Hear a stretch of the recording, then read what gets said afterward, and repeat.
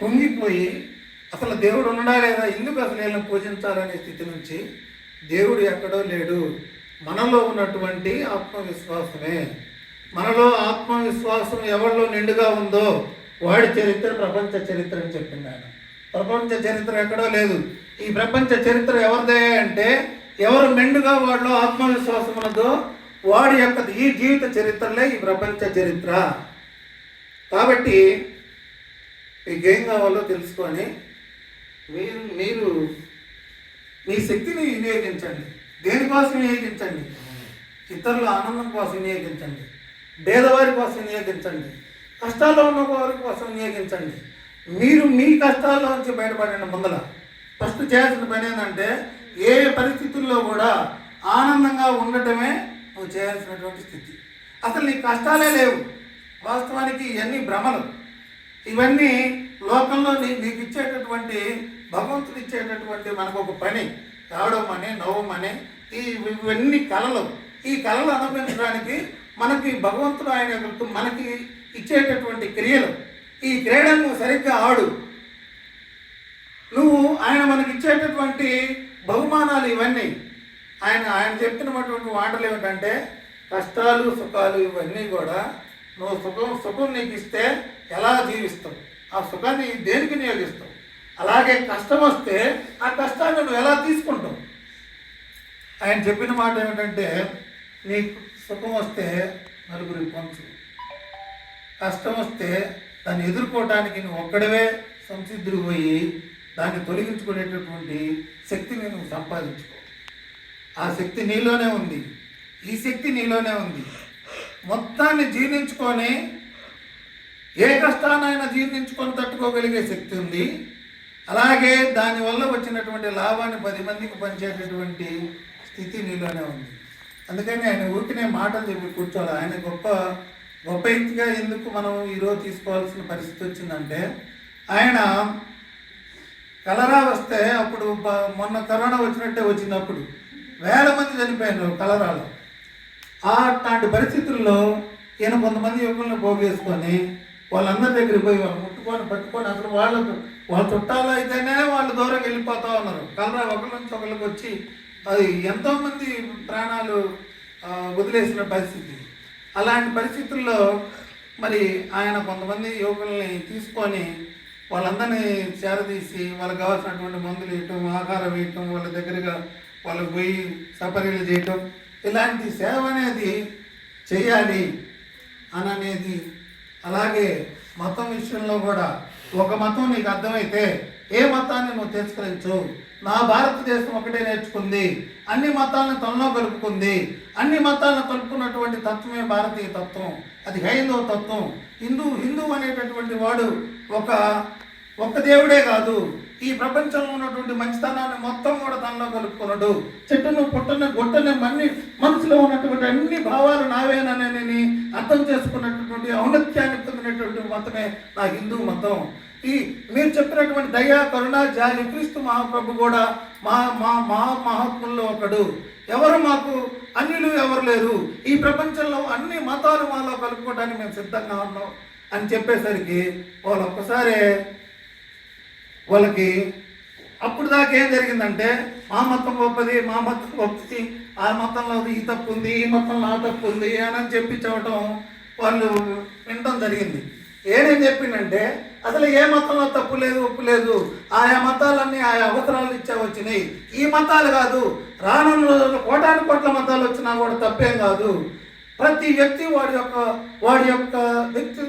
యొక్క అనుభవాన్ని సత్యాన్వేషణ సత్య జిజ్ఞాసలో పొందినటువంటి అనుభూతి ప్రతిది కూడా మతమే. ఆ మతం ఎందుకు వచ్చింది? అన్వేషణలో భాగంగా సంశయాలను తీర్చడానికి వచ్చింది. సంశయాలు తీర్చడానికి వచ్చినటువంటి ప్రతి జ్ఞానంలో ప్రతి వాక్కు కూడా అది వాడి తానుగా చెప్పింది. కాబట్టి ఎన్ని మతాలు వచ్చినా ఇబ్బంది ఏం లేదు. అన్ని మతాలను స్వీకరించడానికి మనం సంసిద్ధంగా ఉండాలి.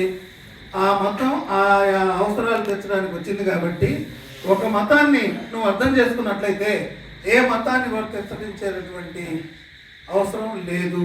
నీ మతం అర్థమైతే అన్ని మతాలు కూడా నా మతమే అనేటువంటి సమ్మతం కలిగినటువంటి స్థితి నువ్వు పొందుతూ అని ఇతరుల మతాల పట్ల కూడా ఆయన చెప్పటం. అలాగే భారతదేశంలో అప్పుడున్నటువంటి ఆర్థిక స్థితిగతులను చూసి చలించిపోయినాడు.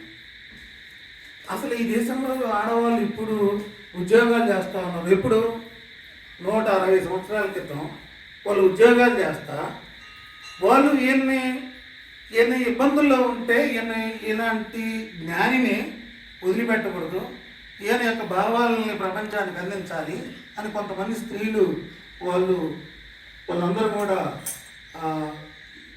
ఏదో రకంగా ప్రపంచాన్ని పరిచయం చేయాలనేటువంటి విధానం వచ్చి వాళ్ళు చందాలు వేసుకొని ఈయన చేరదీసి ఈయన భోజనం పెట్టి ఈయనకు అక్కడక్కడ ఉపన్యాసాలు ఇచ్చేటటువంటి యొక్క అవకాశాలని కల్పించినటువంటి మహాత్ముల్లో స్త్రీలు బాగా ముఖ్య పాత్ర పోషిస్తే, ఇక్కడ స్త్రీలు వాళ్ళ డబ్బులు సొంత డబ్బులు ఉన్నాయి, వాళ్ళకి ఇప్పుడు ఉద్యోగాలు చేస్తున్నారు. మరి మా భారతదేశ స్త్రీల పరిస్థితి ఏమి? చిన్నప్పుడే పెళ్ళిళ్ళు లేవు. అప్పుడు వాళ్ళు 20-25 సంవత్సరాల పెళ్ళిళ్ళు చేసుకున్నారు. ఇప్పట్లాగా ఉంది అమెరికా 160 సంవత్సరాల క్రితమే. ఇప్పుడు మన భారతదేశంలో మన పిల్లలు ఏ జాబులు అయితే చేసి ఆడపిల్లలైనా మగపిల్లలైనా సమానత్వంగా ఉండి సంపాదన విషయంలో కానీ మనసును పంచుకునేటటువంటి విషయంలో కానీ కొంత లోపాలు ఉండొచ్చు. ఇప్పుడు దీన్ని మైకుల్లో చూస్తుంటే ఏమైనా అనుకుంటూ ఆడవాళ్ళు వాళ్ళు కూడా బాగానే మంచి మనస్తత్వం ఉంది అని అనుకోవచ్చు. కానీ ఆర్థిక అసమానతల్లో స్త్రీని బాగా వెనకబడి ఉన్నది అని ఆయన గ్రహించి, నా భారతదేశ స్త్రీలు ఎప్పుడు వాళ్ళు వీళ్ళలాగా అభివృద్ధి చెందుతాం, ఎప్పుడు మేము కూడా 3 పూట్ల అసలు తిండికి ఎలా జరిగిద్దా రేపొద్దున ఆహారం ఎట్లా అనేటటువంటి పరిస్థితి ఎప్పుడు పోద్ది, ఆకలి అనేటటువంటి మహమ్మారి నుంచి ఎలా తప్పించుకోవాలి ఇప్పుడు మనకు తెలియట్లా.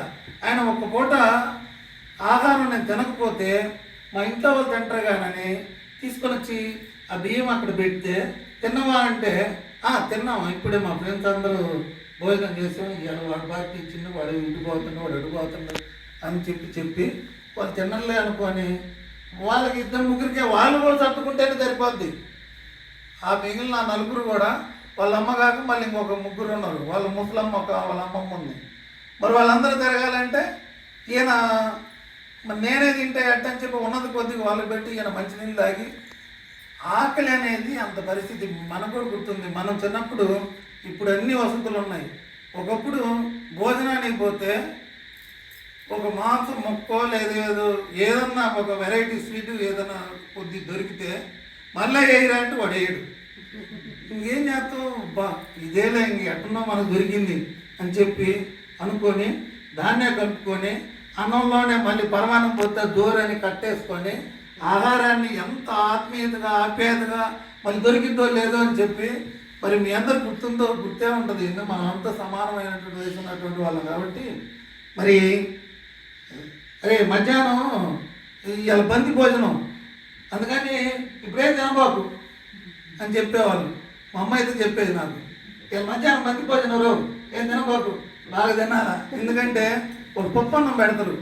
అంటే మన ఇంట్లో పచ్చడన్నం మాసికారం ఉండేటప్పుడు పప్పు అన్నం పెడితే పప్పు అన్నం పప్పులో నెయ్యి వేస్తారు, అందులో మళ్ళీ జోరు పోతారు. అంటే ఈరోజు ఎట్లాంటి పరిస్థితి వచ్చింది, అసలు ఆహారం అనేది కొరత లేదు. అలాంటి కొరత లేని స్థితికి వచ్చింది. కారణం ఏమిటంటే ఇలాంటి మహాత్ములు నా దేశం ఎప్పుడూ ఈ ఆహార కొరత లేకుండా ఆరోగ్యంగా అందరికి మందులు అంది, అందరికీ విద్య అంది. విద్య కొంతమందికే అంది.